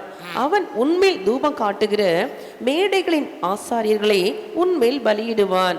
மனுஷரின் எலும்புகளும் உன்மேல் சுட்டரிக்கப்படும் என்பதை கர்த்தர் உரைக்கிறார் என்று கர்த்தருடைய வார்த்தையை கூறி. தேவனுடைய வார்த்தையின்படியே வந்தான். தேவனுடைய வார்த்தையின்படியே சொல்றான். தாவீதின் வம்சத்திலே யோசியா என்னும் பேருள்ள ஒரு குமாரன் பிறப்பான். அவன் தூபம் காட்டுகிற மேடைகளின் ஆசாரிகளை உண்மையில் பலியிடுவான். ஒரு அடையாளம் சொல்றான் பாருங்க. அன்றைய தினம் அவன் ஒரு அடையாளத்தையும் சொல்லி, இதோ இந்த பலிபீடம் வெடித்து அதன் மேலுள்ள சாம்பல் கொட்டுண்டு போம். கர்த்தர் உரைத்ததற்கு இதுவே அடையாளம் என்றான். ராஜாட்ட சொல்றான், ஐயா, நான் யூதாவிலிருந்து வந்திருக்கிறேன், கர்த்தருடைய வார்த்தையின்படியே சொல்றேன். இந்த பலிபீடத்தில் பலிபீடுறவங்களுடைய அந்த எலும்புகளெல்லாம் இந்த மேடையில் சுட்டரிப்பான் யோசியான்னு ஒருத்தன் வந்து. இதுக்கு நான் ஒரு அடையாளம் சொல்றேன். என்ன தெரியுமா? இப்ப நான் சொல்றேன், இந்த பலிபீடம் வெடிக்கும்னா என்ன நடந்து பாருங்க. பெத்தேலில் இருக்கிற அந்த பலிபீடத்திற்கு எதிராக தேவனுடைய மனுஷன் கூறின வார்த்தையை ராஜாவாகிய யெரொபெயாம் கேட்டபோது, அவனை பிடியுங்கள் என்று தன் கையை பலிபீடத்திலிருந்து நீட்டினான். அவனுக்கு விரோதமாய் நீட்டின கை தன்னிடமாக முடக்க கூடாதபடிக்கு மரத்து போயிற்று. என்னாச்சு? அவனை பிடியுங்கள்னு சொல்லிட்டான் ராஜா. அவனை பிடியுங்கள்னு கை நீட்டினான் பாருங்க, கையும் மரத்து போச்சு. நீட்டின கையை மடக்க முடியல, மரத்து போச்சு. உடனே அவன் கேட்குறான், ஐயா, உங்கள் தேவனிடத்தில் ஜெபம் பண்ணுங்க, எனக்கு விடுதலை கிடைக்கணும். அந்த தேவனுடைய மனுஷன் தேவனிடத்தில் ஜெபம் பண்ணான், விடுதலையும் கிடச்சிச்சு. என்ன சொன்னான் தெரியுமா? என்ன செஞ்சான் வாசிங்க. இப்போ 7ஆம் வசனத்திலிருந்து 10ஆம் வசனம் முடியும். அப்பொழுது ராஜா தேவனுடைய மனுஷனை நோக்கி, நீ என்னோட கூட வீட்டுக்கு வந்து இளைப்பார். அவனுக்கு கை சோமாயிடுச்சு. அதனால என்ன சொல்றான்? என்னோடு கூட வீட்டுக்கு வந்து இளைப்பாரு, உனக்கு வெகுமானம் தருவேன் என்றான். ஆஹா, என்ன சொல்றான்? கிஃப்ட் கொடுக்குறேன். ராஜா கொடுக்குற கிஃப்ட் எவ்வளவு இருக்கும்? கிஃப்ட் கொடுக்குறேன். தேவனுடைய மனுஷன் ராஜாவை நோக்கி, நீர் எனக்கு உம்முடைய வீட்டில் பாதி கொடுத்தாலும் நான் உம்மோடே வருவதில்லை. ஐயோ, என்ன சொல்றான்? உங்களுடைய வீட்டில் பாதி கொடுத்தாலும் உம்மோடு வருவதில்லை. ஏன்னு சொல்றான்னு பார்த்துங்க. ஏன்னா உங்க வீட்டில் பாதி கொடுத்தாலும் வேணாம், அரண்மனையில பாதி கொடுத்தாலும் வேணாம். ஏன்? இந்த ஸ்தலத்தில் அப்பம் புசிப்பதும் இல்லை, தண்ணீர் குடிப்பதும் இல்லை. இந்த ஸ்தலத்தில் அப்பம் புசிக்கவும் மாட்டேன், தண்ணீர் குடிக்கவும் மாட்டேன். எதனால பாருங்க. ஏனென்றால் நீ அப்பம் புசியாமலும் தண்ணீர் குடியாமலும் போன வழியாய் திரும்பாமலும் இருவென்று கர்த்தர் தம்முடைய வார்த்தையால் எனக்கு கட்டளையிட்டிருக்கிறார் என்று சொல்லி. என்ன சொல்றான்? கர்த்தர் சொல்லியிருக்கிறார்பா, நீ அங்க அப்பம் புசிக்காத, தண்ணி குடிக்காத, போன வழியா திரும்பாத அப்படின்னு ஆண்டவர் கட்டளையிட்டிருக்கார். எவ்வளவு தேவனுக்கு பிரியமான ஒரு மனுஷன். எங்க ராஜா கிஃப்ட் தர்றான்றான். நோ, உங்க வீட்டில் பாதி கொடுத்தா கூட எனக்கு தேவையில்லையா. ஏன் தெரியுமா? என் தேவன், நீ போன வழியா திரும்பாத, போற இடத்துல அப்பம் சாப்பிடாத, தண்ணி குடிக்காதன்னு சொன்ன ஒரே காரணத்துக்காக முடியாதுன்ட்டான். முடியாதுன்ட்டு இப்போ நடக்கிறத பார்ப்போம். 10ஆம் வசனம். அவன் பெத்தேலுக்கு வந்த வழியாய் திரும்பாமல் வேறு வழியாய் போய்விட்டான். வேறு வழியாய் போய்விட்டான். எல்லாருக்கும் தெரிஞ்ச சம்பவம். இப்ப போனது யாருக்கு தெரியும்? அங்கே ஒரு கிழட்டு தீர்க்கதரிசி இருந்தான். அவனுடைய குமாரர்கள் 2 பேரும் ராஜா கிட்டே இருந்திருப்பானுங்க போல் இருக்கு. இவனுங்க உடனே போய் அவங்க அப்பாட்ட போய் சொல்லிட்டாங்க, அப்பா இப்படி ஒருத்தன் வந்தான், ராஜா கை இப்படி ஆயிடுச்சு. அப்புறம் அந்த ஆள் ஜெபம் பண்ணாரு, சரியா போச்சு, சாப்பிட்டு போனாரு. சாப்பிட மாட்டேன், தண்ணி குடிக்க மாட்டேன், வீட்டில் பாதி தந்தா கூட எனக்கு வேண்டாம் அப்படின்னு சொல்லிட்டு போயிட்டாரு, வாங்காமல் போயிட்டாரு. அப்படியா? இந்த ஊரில் நான் ஒரு சீனியர் தீர்க்கதரிசி ப்ராஃபட், என்னை மீறி ஒருத்தன் வந்திருக்கிறான். யார் அவன்? எந்த வழியாக போனான்? இந்த வழியாக போனான்னு சொல்லி கரெக்டாக சொல்கிறானுங்க, கரெக்டாக சொல்கிறானுங்க. அப்போ எங்கே தான் இருந்திருக்காங்க? ராஜாட்டே இருந்திருக்காங்க. கரெக்டாக இப்போ நடக்கிறது பார்ப்போம். இப்போ இந்த தேவனுடைய மனுஷன் தேவனுடைய வார்த்தையின்படியே போயிட்டான். வாசிங்க 18ஆம் வசனத்திலிருந்து 22 வரைக்கும். அதற்கு அவன், உம்மை போல நானும் தீர்க்கதரிசிதான். இந்த வயதான தீர்க்கதரிசி அவங்ககிட்ட வந்து நிற்கிறான், நின்று சொல்கிறான். வாசிங்க சிஸ்டர். அதற்கு அவன், உம்மை போல நானும் தீர்க்கதரிசிதான். யார்கிட்ட சொல்கிறான்? அந்த மனுஷன்கிட்ட சொல்கிறான், உம்மை போல நான் ஒரு தீர்க்கதரிசி தான். அவன் அப்பம் புசித்து தண்ணீர் குடிக்க நீ அவனை திருப்பி உன் வீட்டுக்கு அழைத்து கொண்டு வா என்று ஒரு தூதன் கர்த்தருடைய வார்த்தையாக என்னோட சொன்னான் என்று அவனிடத்தில் பொய் சொன்னான். ராஜா சொல்றான், என் வீட்டில் சாப்பிடுன்னு. அரண்மனையில பாதி தந்தா கூட வேணாம், உன் வீட்டில் சாப்பிட மாட்டேன், குடிக்க மாட்டேன்ட்டு வந்துட்டான். அவ்வளவு வைராக்கியமானவன், எதுக்கு ஆண்டோட வார்த்தைக்கு செவி கொடுக்கிறவன். ஆனால் ஒரு கிழட்டு தீர்க்கதரிசி, கிழவனான ஒரு தீர்க்கதரிசி வந்து ஒரு பொய் சொல்லிட்டானே. ஒன்று எங்கள் வீட்டுக்கு வந்து சாப்பிட சொல்கிறாருப்பா, கர்த்தருடைய தூதன் சொன்னாருப்பான்னு பொய் சொன்னான்னு இருக்கு. நான் போய் சொன்னேன்னு அவன் சொல்லல, கர்த்தருடைய தூதன் சொன்னான்னு போய் சொல்லிவிட்டான். இப்போ இந்த உண்மையான தேவனுடைய மனுஷன் என்ன சொல்லியிருக்கணும்? ஒன்று ஆண்டவராக பார்த்து என்கிட்ட சொல்லணும். ஏன்னா தேவன் ஒரு விசை சொன்னதை 2ஆம் விசை பார்த்து திருத்துக்கிறவர் அல்ல. இவங்கிட்ட சொல்லியிருந்தா கூட பிரச்சனை இல்லை, நான் வரமாட்டேன்னு சொல்லியிருந்து, இல்லை வேண்டாம் நான் வரலாம். ஆனால் என்ன நடந்ததுன்னு பாருங்க. அப்பொழுது அவன் இவனோட திரும்பி போய் இவன் வீட்டிலே அப்பம் புசித்து தண்ணீர் குடித்தான். ஏங்க, ராஜா வீட்டில் சாப்பாடு தர்றேன்றாங்க, அவன் வீட்டு சாப்பாடு சாப்பிட மாட்டேன்றான். வெகுமதி தர்றேன்றான், அது வேண்டான்றான். ஆனால் இந்த கிழட்டு தீர்க்கதரிசி சொன்னதுனால அவன் வீட்டில் போய் சாப்பிட்டு தண்ணி குடிச்சானோ இல்லையோ, என்ன நடக்குதுன்னு பாருங்க. அவர்கள் பந்தியில் உட்கார்ந்திருக்கிற போது அவனை திருப்பி கொண்டு வந்த தீர்க்கதரிசிக்கு கர்த்தருடைய வார்த்தை உண்டானதினால் அவன் யூதாவிலிருந்து வந்த தேவனுடைய மனுஷனை பார்த்து சத்தமிட்டு, உன் தேவனாகிய கர்த்தர் உனக்கு கற்பித்த கட்டளையை நீ கை கொள்ளாமல் கர்த்தருடைய வாக்கை மீறி. என்ன சொல்றான் பார்த்தீங்களா? அவனை சத்தமிட்டு சொல்றான், உன் தேவனாகிய கர்த்தர் உனக்கு கற்பித்த கட்டளையை நீ கை கொள்ளாமல் கர்த்தருடைய வாக்கை மீறி விட்டாய். இதுவரைக்கும் நடந்துச்சியே, இதுவரைக்கும் நடந்து வந்தியே, இப்போ அந்த வார்த்தை மீறிட்டியே, காத்து கொள்ளாம போயிட்டியே, காத்து கொள்ளாம போயிட்டியே அப்படின்னு சொல்லிட்டு என்ன சொல்றான் பாருங்க. அப்பம் புசிக்கவும் தண்ணீர் குடிக்கவும் வேண்டாம் என்று அவர் விலக்கின ஸ்தலத்திற்கு நீ திரும்பி அப்பம் புசித்து தண்ணீர் குடித்தபடியினால் உன்னுடைய பிரேதம் உன் பிதாக்களின் கல்லறையிலே சேருவதில்லை என்று கர்த்தர் சொல்லுகிறார் என்றான். என்ன சொல்ற பார்த்தீங்களா? ஆண்டவர் வேண்டான்னு சொன்னார், நீ அங்கெல்லாம் குடிக்காம தான் வந்த, சாப்பிடாம தான் வந்த, ஆனா நீ இங்க வந்து வேண்டாம் என்று அவர் விலக்கின ஸ்தலத்திற்கு நீ திரும்பி வந்த. ஏன்னா போன வழியா திரும்பாதன்னார், நீ திரும்பி வந்த.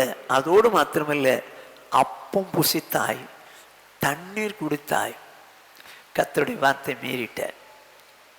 உன்னுடைய பிரேதம் உன் பிதாக்களின் கல்லறையில் சேர்வதில்லை. போகிற வழியிலே சிங்கம் கொன்னுச்சுது, சிங்கம் சாப்பிடலை, இவன் தான் போய் அடக்கம் பண்ணிட்டான்.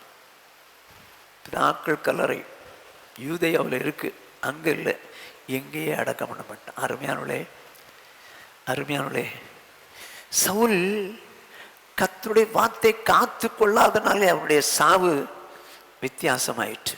யூதாவிலிருந்து வந்த மனுஷன் தேவனுடைய வார்த்தை காத்து கொள்ளாதனாலே அவனுடைய சாவு வித்தியாசமாயிற்று. வேதம் சொல்லுகிறது கர்த்தருடைய வார்த்தையை காத்து கொள்ளாத துரோகி என்று சொல்லி. நீங்களோ நானோ தேவனுடைய வசனம்னு தெரிஞ்ச பிறகு உயிர் இருக்கிற வரைக்கும் அதை அப்படியே செஞ்சிடணும். தெரிஞ்சு வாழ ஆரம்பிச்சு ஒப்பு கொடுத்துருக்கோன்னா கடைசி வரைக்கும் அந்த வசனத்தின்படி வாழ்றதுக்கு ஒப்பு கொடுக்கும். வேதம் என்ன சொல்லுது? காத்து கொள்ளாத துரோகி, வசனத்தை கை கொள்ளாத துரோகின்னு சொல்லு, காத்து கொள்ளாத துரோகி. 2 தீமோத்தேயு 4வது அதிகாரம் 3வது 4வது 5வது வசனங்கள். ஏனென்றால் அவர்கள் ஆரோக்கியமான உபதேசத்தை பொறுக்க மனதில்லாமல் செவித்தின உள்ளவர்களாகி தங்கள் சுய இச்சைகளுக்கு ஏற்ற போதகர்களை தங்களுக்கு திரளாக சேர்த்துக்கொண்டு சத்தியத்துக்கு செவியை விலக்கி கட்டுக்கதைகளுக்கு சாய்ந்து போகும் காலம் வரும். சரி, நீயோ எல்லாவற்றிலும் மன தெளிவுள்ளவனாயிரு, தீங்கு அனுபவி, சுவிசேஷகனுடைய வேலையை செய், உன் ஊழியத்தை நிறைவேற்று. நம்ம கற்றுக்கொண்ட உபதேசத்துக்கு மாறாக கட்டுக்கதைகளுக்கு செவி சாய்ந்து போகும் காலம் வரும். நீ வசனத்தின்படி வாழ்ற, ஆனால் கடைசி நாட்களில் கட்டுக்கதைகளுக்கு செவி சாய்த்து விலகி போற காரியம் உண்டு. நீ தீங்கு அனுபவி, என்ன வந்தாலும் சரி மன தெளிவுள்ளவனாயிரு, தீங்கு அனுபவி, சத்தியத்தை விட்டு விலகாது, கர்த்தருக்கு வைராக்கியமாயிரு அப்படின்னு சொல்லி பவுல் உத்தம குமாரனாக்கிய தீமோத்துக்கு சொல்றான். இப்போ வசனத்துக்கு கவனிங்க. ரோமர் 16, 17, 18. அன்றியும் சகோதரரே, நீங்கள் கற்றுக்கொண்ட உபதேசத்திற்கு விரோதமாய், நல்ல கவனிங்க, நீங்கள் கற்றுக்கொண்ட உபதேசத்திற்கு கற்றுக்கொண்டு செயல்படுத்திட்டீங்க, இந்த உபதேசத்துக்கு விரோதமாய் பிரிவினைகளை இடர்களையும் உண்டாக்குறவர்களை குறித்து எச்சரிக்கையா இருந்து அவர்களை விட்டு விலக வேண்டும் என்று உங்களுக்கு புத்தி சொல்லுகிறேன். என்ன சொல்றாரு? நீங்க கற்றுக்கொண்டு நிச்சயித்தீங்க, அந்த வசனத்தின்படியே வாழ்றதுக்கு என்ன பண்ணிருங்க? ஸ்ட்ராங்கா இருங்க, எச்சரிக்கையா இருங்க. அப்படிப்பட்டவர்கள் நம்முடைய கர்த்தராக இயேசு கிறிஸ்துவுக்கு ஊழியம் செய்யாமல் தங்கள் வயிற்றுக்கே ஊழியம் செய்து நய வசனிப்பினாலும் இச்சக பேச்சினாலும் கபடில்லாதவருடைய இருதயங்களை வஞ்சிக்கிறவர்களா இருக்கிறார்கள். வசனத்துக்கு மாறா போதிச்சு தங்கள் பட்சத்தில் இழுக்கிறாங்க ஜனத்தை. இவங்க யாரு?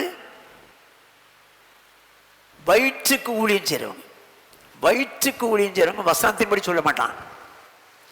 ஜனங்களை தாம் பக்கம் வரவழைச்சு ஜனங்கள் நிமித்தமாக நமக்கு ஆதாயம் கிடைக்கும், நமக்கு ஆசீர்வாதம் கிடைக்கும், காணிக்க கிடைக்கும்னு சொல்லி உபதேசங்களை கற்றுக்கொண்ட உபதேசத்துக்கு மாறாக பிரிவினைகளையும் இடர்களையும் உண்டாக்கி தங்கள் பக்கத்தில் இழுக்க பார்ப்பாங்க. தயவு செய்து நல்லா கவனிச்சுங்க.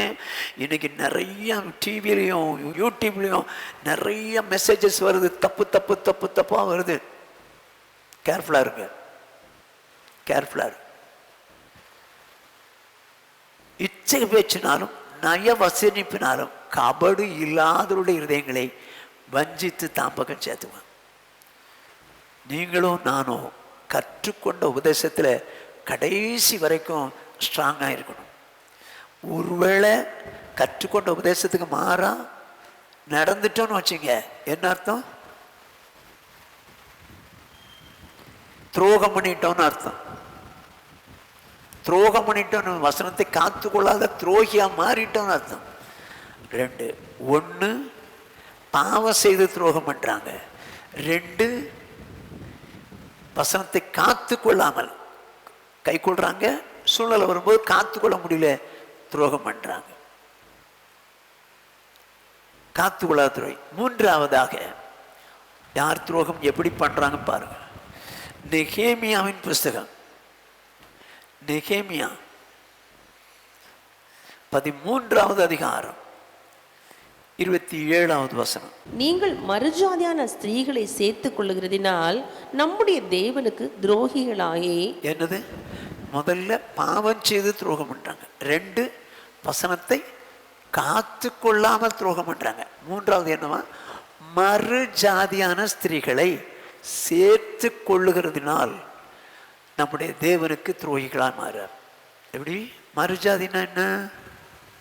உலகத்தில் இருக்க ஜாதி இல்லை, உலகத்தில் இருக்கிற ஜாதி இல்லை. ஆண்டவரே சொல்லுவார், ஏசாயா தீர்க்கதரிசன புஸ்தகம் 51வது அதிகாரம் 4ஆம் வசனம். என் ஜனங்களே எனக்கு செவி கொடுங்கள், என் ஜாதியாரே என் வாக்கை கவனியுங்கள். என்ன சொல்றாரு?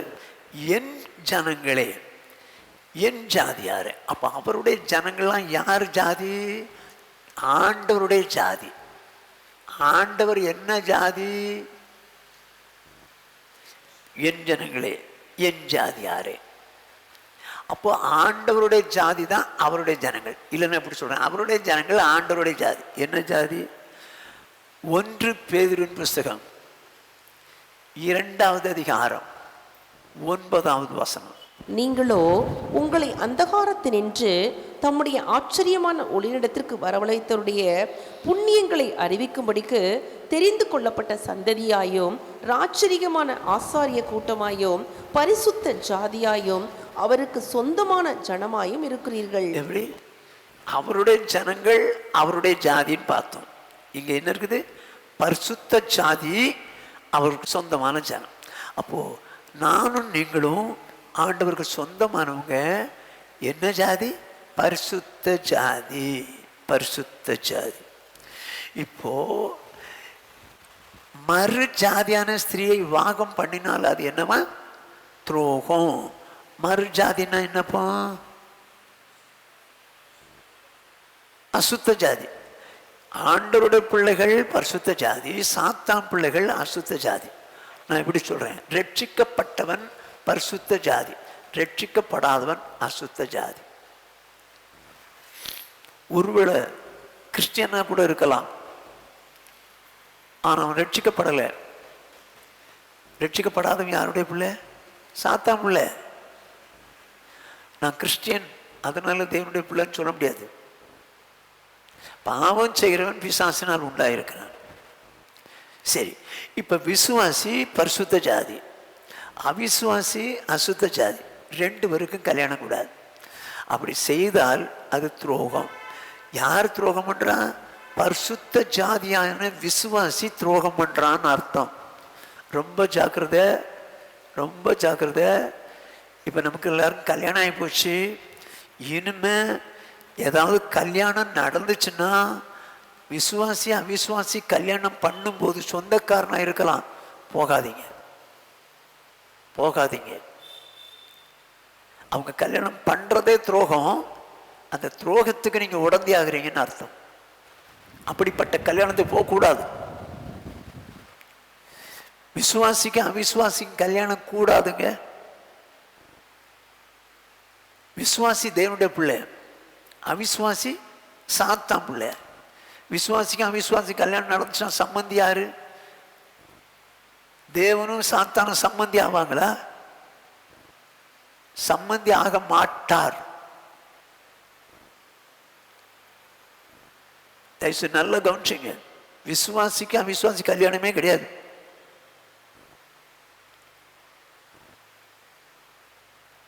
இன்னைக்கு ரொம்ப சாதாரணமாக போச்சுங்க. இது விசுவாசி அவிசுவாசியை கல்யாணம் பண்ணுறது சாதாரணமாக போச்சு. அது ஒன்றும் தப்பு இல்லைங்க, பரவாயில்ல, கல்யாணம் பண்ண பிறகு சரியாயிடுவாங்க. அப்படிலாம் கிடையாது. அது துரோகம். நான் சொல்லலை, வேதம் சொல்லுது.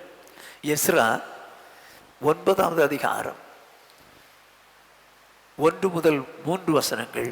இவைகள் செய்து முடிந்த பின்பு பிரபுக்கள் என்னிடத்தில் சேர்ந்து இஸ்ரவேல் ஜனங்களும் ஆசாரியரும் லேவியரும் ஆகிய இவர்கள் கானானியர், ஏத்தியர், பெரிசியர், எபுசியர், அம்மோனியர், மோவாபியர், எகிப்தியர், அம்மோரியர் என்னும் இந்த தேசங்களின் ஜனங்களுக்கும் அவர்களுடைய அருவருப்புகளுக்கும் விலகி இருக்கவில்லை. பிரபுக்கள் யாரது? தேவ ஜனங்களில் உள்ள பிரபுக்கள். இஸ்ரவேல் ஜனங்கள் ஆசாரியர், லேவியர் ஆகிய இவர்கள் இந்த இப்போ சொல்லப்படுறது பார்த்தீங்களா, இந்த அந்நிய புத்திரர்களோடு கூட கலந்துட்டாங்க. யாரெல்லாம்? ஜனங்கள், ஆசாரியர், லேவியர், இவங்கெல்லாம் அந்நிய ஜனத்தோடு கூட கலந்து அருவருப்பான காரியங்களை செய்ய ஆரம்பிச்சிட்டாங்க. வாசிங்க. எப்படி என்றால், அவர்களுடைய குமாரத்திகளிலே தங்களுக்கும் தங்கள் குமாரருக்கும் பெண்களை கொண்டார்கள். இப்படியே பரிசுத்த வித்து தேசங்களின் ஜனங்களோடே கலந்து போயிற்று. பிரபுக்களின் கையும் அதிகாரிகளின் கையும் இந்த குற்றத்தில் முந்தினதா இருக்கிறது என்றார்கள். ஐயோ, சொன்னது யாரு தெரியுமா? பிரபுக்கள் தான். எஸ்ராட்ட வந்து சொல்றாங்க, அவர்களுடைய குமாரத்திகளிலே தங்களுக்கும், யாரு? அந்நிய தேசத்து ஜாதியினுடைய மக்களின் குமாரத்திகள் தங்களுக்கும் தங்கள் குமாரருக்கும் பெண்களை கொண்டார்கள். இப்படியே பரிசுத்த வித்து தேசத்தின் ஜனங்களோடு கூட கலந்து போயிடுச்சு. என்ன நடக்குது? இது ஏன் இப்படி நடந்து போச்சு? பிரபுக்களின் கையும் அதிகாரிகளின் கையும் இந்த குற்றத்தில் முந்தினதா இருக்கிறது. சொன்னது யாரு தெரியுமா? பிரபுதான். பணக்காரங்க தாங்க இப்படி செய்வாங்க. பணக்காரன் தான் இப்படி செய்வான். பணக்காரர்கள் இந்த விஷயத்துல முந்தி போய் இப்படி செய்வோம், நாங்க அந்த பெண்ணை கல்யாணம் பண்ண போறோம், இந்த பையனை கல்யாணம் பண்ண போறோம்னு அவிசுவாசியை கல்யாணம் பண்ண போறாங்க. இப்போ உடனே என்ன நடக்குது? லேவியரும் செய்யறாங்க, ஆசாரியரும் செய்யறாங்க, அந்த ஜனங்களும் செய்யறாங்க. ஏன்? பணக்காரர்களும் செய்யலையா? நாங்க செஞ்சா என்னவா? பிரபுக்கள் செய்யலையா? நாங்க செஞ்சா என்னவா? அருமையான சௌரனை நல்லா கவனிச்சுக்கோ. எப்பேற்பட்ட பணக்காரன் விசுவாசி அவிசுவாசி கல்யாணம் பண்ணாலும் பரவாயில்ல, நீயோ நானோ விசுவாசிக்கு அவிசுவாசிக்கு சம்பந்தம் இல்லைன்னா இல்லைதான். அப்படி சம்பந்தம் பண்ணி காரியங்கள் செய்வார்களானால் அவர்கள் துரோகம் பண்றாங்கன்னு அர்த்தம், துரோகிகளா மாறிட்டாங்கன்னு அர்த்தம். அது கிறிஸ்டியன்க அந்த பொண்ணை நம்ம லைனுக்கு கொண்டு வந்துடலாங்க. இன்னும் ரட்சிக்கப்படாத பொண்ணு கிறிஸ்தவ பொண்ணா இருந்தாலும் சாத்தானுடைய பிள்ளை தான். சன்மார்க்கன் வேறு, துன்மார்க்கன் வேறு, நீதிமான் வேறு. துன்மார்க்கன் தெரியுமா? மனசாட்சியை பற்றி கவலைப்பட மாட்டான், இஷ்டத்துக்கு வாழ்வான். சன்மார்க்கன் யார் தெரியுமா? மனசாட்சிப்படி வாழ்றவன். நீதிமான் யார் தெரியுமா? வசனத்தின்படியே வாழ்றவன். இவன் தான் தேவனுடைய பிள்ளை. சன்மார்க்கன் தேவனுடைய பிள்ளை இல்லையே, அது நல்ல பிள்ளைங்க. அது சினிமாவுக்குலாம் போகாதுங்க, சண்டே கிளாஸ் எடுக்குதுங்க, ரட்சிக்கப்பட இல்லை ரட்சிக்கப்படலை ஆனால் நல்ல பிள்ளைங்க. இந்த மாதிரிலாம் பேச்சுக்கு போயிடாதீங்க.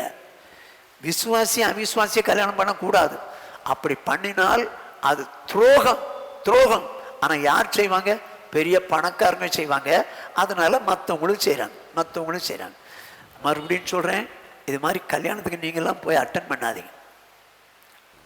அது துரோகம் சொன்னால் நம்ம போய் அட்டன் பண்ணி நம்ம போய் சாப்பிட்டு காசை கொடுத்துட்டு வந்துட்டா அவங்க துரோகத்துக்கு நம்ம பங்காளிகள் இல்லையா?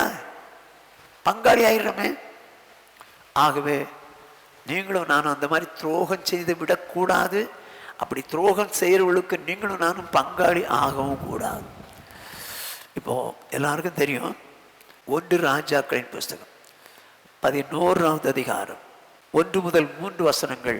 ராஜாவாகிய சாலமோன் பார்வோனின் குமாரத்தை நேசித்ததும் அல்லாமல் மோவாபியரும் அம்மோனியரும் ஏதோமியரும் சீதோனியரும் ஏத்தியருமாகிய அந்நிய சாதியாரான அநேகம் ஸ்திரீகள் மேலும் ஆசை வைத்தான். சாலமோன் இஸ்ரவேலன், அவன் தேவனுக்கு உரியவன், தேவனை நேசிக்கக்கூடியவன். ஆனால் அந்நிய பெண்கள் மேல் ஆசை வைத்து அவங்களை திருமணம் பண்றான். கர்த்தர் இஸ்ரவேல் புத்திரரை நோக்கி, நீங்கள் அவர்கள் அண்டைக்கும் அவர்கள் உங்கள் அண்டைக்கும் பிரவேசிக்கல் ஆகாது. அவர்கள் நிச்சயமாய் தங்கள் தேவர்களை பின்பற்றும்படி உங்கள் இருதயத்தை சாய பண்ணுவார்கள் என்று சொல்லியிருந்தார்.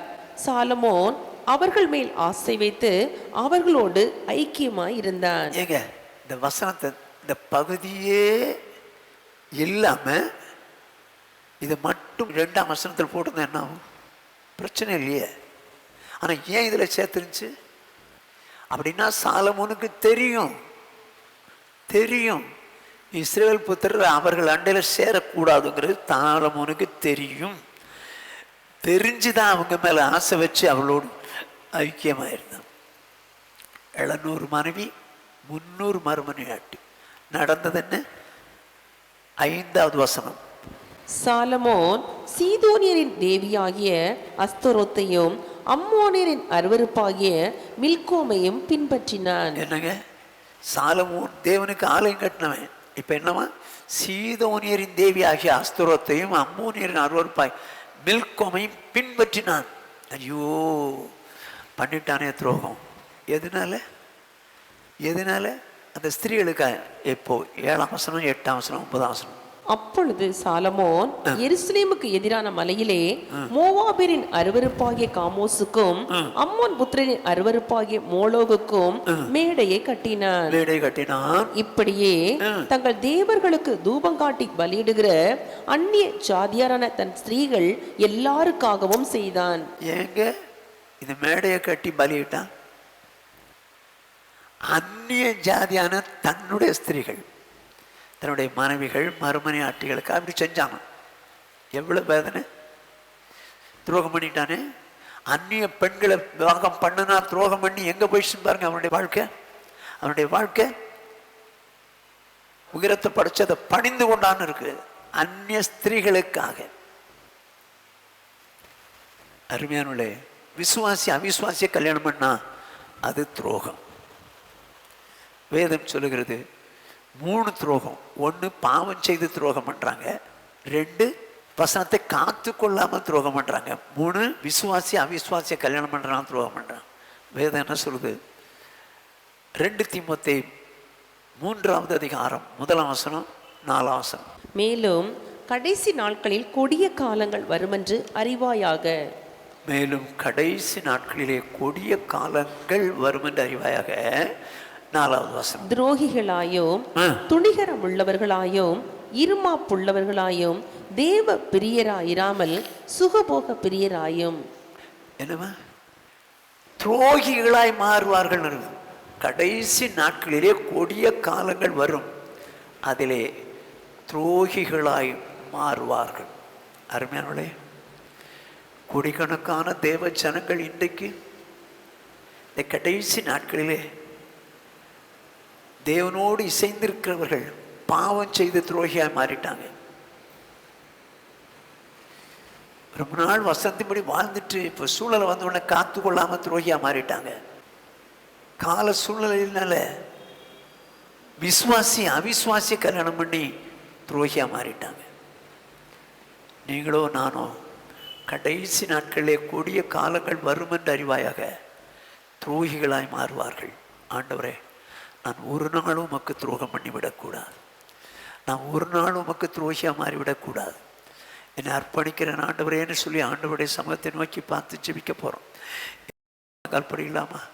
எல்லாரும் முழங்கால்படியில் ஆண்டவர் நோக்கி பார்ப்போம். ஒரு ராதானார் ராஷா காலார் ராதானாராமா. நீ துரோகம் பண்ணாதபடிக்கு எச்சரிக்கையாயிரு அப்படின்னு சொல்லி கர்த்தர் தாசன் ஜனத்துக்கு சொன்னார். நீங்களோ நானோ துரோகம் பண்ணாதபடிக்கு எச்சரிக்கையாக இருக்கணும். நீங்களோ நானோ துரோகம் பண்ணாதபடிக்கு எச்சரிக்கையாக இருக்கணும். எப்படி துரோகம் பண்றாங்க? ஆண்டவருக்கு ரொம்ப ரகசியத்தில் பாவம் செய்கிறாங்க, துரோகம் பண்றாங்க. 2வதாக வசந்தின்படி வாழணும்னு ஒப்பு கொடுக்குறாங்க. காலங்கள் மாறும்போது, சூழ்நிலைகள் வரும்போது அந்த வசனத்தை காத்து கொள்ளாதபடிக்கு துரோகிகளாய் மாறிவிடுகிறார்கள். 3வதாக பரிசுத்த ஜாதியார் அசுத்த ஜாதியோடு கலந்து திருமணத்திலே கலந்து துரோகிகளாய் மாறிவிடுகிறார்கள். ஆண்டவரே, இப்படிப்பட்ட துரோகங்களுக்கு எங்களை விலக்கி காத்து கொள்ளுங்க. கடைசி நாட்களிலே கொடிய காலம் வரும் என்று அறிவாயாக. அதிலே துரோகிகளாய் மாறுவார்கள் என்று எழுதியிருக்கிறது. நாங்கள் கடைசி காலத்திலே வந்திருக்கிறோம்ப்பா, கடைசி காலத்திலே வந்திருக்கிறோம். ஒரு நாளும் நாங்கள் ரகசியமாய் ஆண்டவரே நாங்கள் பாவம் செய்து துரோகம் பண்ணிவிடக்கூடாது. வசனத்தின்படியே வாழ வச்சிருக்கீங்க, கோடா கோடி ஸ்தோத்திரம். ஆனால் சூழ்நிலை வரும்போது அதை விட்டு விலகி அதை காத்து கொள்ளாத ஒரு நிலைமைக்கு போய் நான் துரோகியா மாறிடக்கூடாது. ஆண்டவரே, விசுவாசியாகிய நாங்கள் விசுவாசிக்கும் கல்யாணம் நடக்கும்போது அதில் போய் நிற்காதபடிக்கும், எங்கள் பிள்ளைகளுக்கு அப்படிப்பட்ட ஒரு காரியத்தை நாங்கள் நடப்பித்து விடாதபடிக்கும், அப்படிப்பட்ட துரோகத்திலே நாங்கள் சிக்கி விடாதபடிக்கும் கர்த்தர் எங்களை காத்து கொள்ளுங்க ஆண்டவரேன்னு சொல்லி தேவனை நோக்கி பார்ப்போம். கர்த்தர் கிருபை தருவாராக. சகோதரர் கிறிஸ்டோபர் ஜெபிப்பார். ஸ்தோத்திரிக்கிறோம் ஆண்டவரே, துதிக்கிறோம் எங்கள் நேசிக்கிறதா அன்பின் பரலோக பிதாவே, இந்த ராத்திரி வேளைக்காக நன்றி செலுத்துகிறோம் ஆண்டவரே. ஆண்டவரே, இந்த வேதபாட வகுப்பில் இன்றைக்கு நீங்கள் கற்றுக் கொடுத்த காரியத்திற்காக நன்றி செலுத்துகிறோம் ஆண்டவரே. ஆண்டவரே, அவருடைய சமூகத்தில் எச்சரிக்கையாக இருந்து அவருடைய வார்த்தைகளுக்கு செவிகொடு, உங்களுடைய துரோகங்களை அவர் பொறுப்பதில்லை என்று நாங்கள் கற்றுக்கொண்டோமே ஆண்டவரே. ஆண்டவரே, ஒரு நாள் தேவனுக்கு துரோகம் செய்யலாம் நாங்கள் மாறாதபடிக்கு தேவன் கிருபை தருவீராக. ஆண்டவரே, துரோகங்கள் ரகசியத்தில் துரோகம் பண்ணி விடாதபடிக்கு இஸ்ரவேல் ஜனங்களைப் போல ரகசியத்தில் துரோகம் பண்ணினாலும் வசனம் சொல்லுது ஆண்டவரே, ஒருபோதும் நாங்கள் ரகசியமாய் செய்கிற பாவங்கள்னால தேவனுக்கு துரோகத்தை உண்டு பண்ணாதபடிக்கு கர்த்தர் கிருபை தரும்படிக்காய் ஜெபிக்கிறோம் ஆண்டவரே. யூதாஸ் காரியத்தை போல ஆண்டவரே, ஜனக்கூட்டம் இல்லாத இடத்தில் அவரை காட்டி கொடுக்க ஆண்டவரே வகை தேடினான் என்று வசனம் சொல்லுகிறது ஆண்டவரே. நாங்கள் தனிமையில் இருக்கும்போது ஆண்டவரே, நாங்கள் எங்களுடைய சூழ்நிலைக்கு மத்தியில் ஆண்டவரே, நாங்கள் தனிமையாக இருக்கும்போது ஆண்டவரே, ஜனக்கூட்டம் இல்லாத இடம் போன்ற காரியங்களாக இருக்குமே. ஆனால் ஆண்டவரே, ஒருபோது ஆண்டவரே உமக்கு முன்பாக உத்தமனாய் நடந்து கொள்ள கர்த்தர் எங்களுக்கு கிருபை தரும்படிக்காய் ஜெபிக்கிறோம் ஆண்டவரே. ஒருபோது எங்களுக்கு கண்களினாலோ சிந்தனைகளினாலோ இருதயங்களினாலோ கால்களினாலோ கைகளினாலோ சரீரத்தினாலோ ஆண்டவரே நாங்கள் பாவம் செய்து விடாதபடிக்கு துரோகம் செய்து விடாதபடிக்கு கர்த்தர் கிருபை தரும்படிக்காய் ஜெபிக்கிறோம் ஆண்டவரே. பாவம் செய்து நாங்கள் துரோகம் செய்தவர்களாய் மாறி விடாதபடிக்கு கர்த்தாவே எங்களுக்கு கிருபை தரும்படிக்காய் ஜெபிக்கிறோம் ஆண்டவரே. ஸ்தோத்திரிக்கிறோம் ஆண்டவரே. இரண்டாவதாக ஆண்டவரே, வார்த்தையை காத்து கொள்ளாத துரோகிகளை கண்டேன்னு சொல்லி சங்கீதக்காரன் சொல்கிறார் ஆண்டவரே. ஆண்டவரே, வார்த்தைகளை காத்துக்கொள்ள தேவன் கிருபை தரும் ஆண்டவரே. ஆண்டவரே, கொஞ்ச நாள் வார்த்தைகளின்படி நடந்து சூழ்நிலை நிமித்தம், உபத்திரவ நிமித்தம் அல்லது மற்ற பிரச்சனைகளின் நிமித்தம் ஆண்டவரே, அல்லது என்னுடைய வாழ்க்கையின் சுகபோகத்திற்காக ஆண்டவரே வாக்கை காத்து கொள்ளாமல் ஆண்டவரே நாங்கள் துரோகம் செய்து விடாதபடிக்கு கர்த்தர் கிருபை தரும்படிக்காய் ஜெபிக்கிறோம் ஆண்டவரே. சவுலை போல ஆண்டவரே அவனுடைய வாழ்க்கையில் ஆண்டவர் வார்த்தையை காத்து கொள்ளாமல் ஆண்டவரே அவனுடைய வாழ்க்கை முடிவை நாங்கள் கவனித்தோம் ஆண்டவரே. அதே போல அந்த தீர்க்கதரிசி ஆண்டவரே தேவனுடைய வார்த்தையை காத்து கொள்ளாதனால் அவனுடைய முடிவை நாங்கள் கவனித்தோம் ஆண்டவரே. கர்த்தாவே, இப்படிப்பட்ட சூழ்நிலை எங்களுடைய வாழ்க்கையிலும் ஆண்டவரே, முதல்ல ஆரம்ப நாட்களை வார்த்தையை காத்துக்கொண்ட நாட்களான முடிவு பரியந்தம் வார்த்தையை காத்துக்கொள்ள ஆண்டவரே அதில் நிலைத்திருக்க எங்கள் கிருபை தரும்படிக்காய் ஜெபிக்கிறோம் ஆண்டவரே. ஒருபோதும் வார்த்தைகளை காத்துக்கொள்ளாமல் துரோகம் செய்து தேவனை துக்கப்படுத்தி விடாதபடிக்கு கர்த்தர் கிருபை தரும்படிக்காய் ஜெபிக்கிறோம் ஆண்டவரே.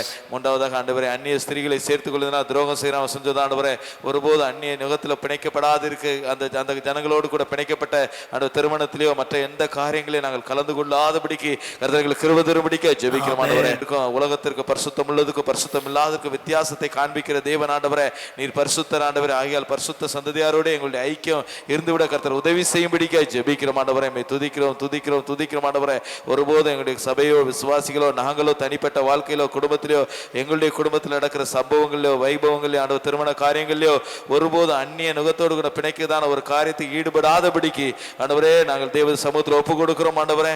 அப்படி நாங்கள் துரோகம் செய்து ஆண்டவரை துக்கப்படுத்தி விடாதபடி கர்த்தர் கிருபை தரும்படிக்காய் ஜெபிக்கிறோம் ஆண்டவரே. வந்த ஒவ்வொருவரோடு நீர் பேசினதற்காக நன்றி செலுத்துகிறோம். தொடர்ந்து நம்முடைய வார்த்தைகளுக்கு செவி கொடுத்து நம்முடைய சமூகத்தில் எச்சரிக்கையாக இருந்து வருகைக்கு எங்களை ஆயத்தப்படுத்தும்படிக்க ஜெபிக்கிறோம் ஆண்டவரே. செய்தி கொடுத்த தாசரை நீங்க பயன்படுத்திருக்கா நன்றி. தொடர்ந்து ஆயிரங்களுக்கு பயன்படுத்துங்க. கிருபை தரும்படிக்க ஜெபிக்கிறோம். தேவ கிருபைக்குள்ள ஒப்புவிக்கிறோம். துதி கனமையெல்லாம் ஒருவருக்கு செலுத்துறோம். இயேசு மூலம் ஜெபிக்கிறோம் நல்ல பிதாவே, ஆமென். என் ஆத்துமாவே கர்த்தரை ஸ்தோத்திரி, என் முழு உள்ளமே அவருடைய பரிசுத்த நாமத்தை ஸ்தோத்திரி. என் ஆத்துமாவே கர்த்தரை ஸ்தோத்திரி, அவர் செய்த சகல உபகாரங்களை மறவாதே. ஆமென். நம்முடைய கர்த்தராகிய இயேசு கிறிஸ்துவினுடைய கிருபையும் பிதாவாகிய தேவனுடைய அன்பும் பரிசுத்த ஆவியானுடைய ஐக்கியமும் அந்யோன்யமும் சமாதானமும் என்றும் என்றும் நம்ம அனைவரோடும் உலகிலுள்ள சகல பரிசுத்தவான்களோடு காப்பதாக. ஆமென். ஹல்லேலூயா, ஹல்லேலூயா, ஹல்லேலூயா.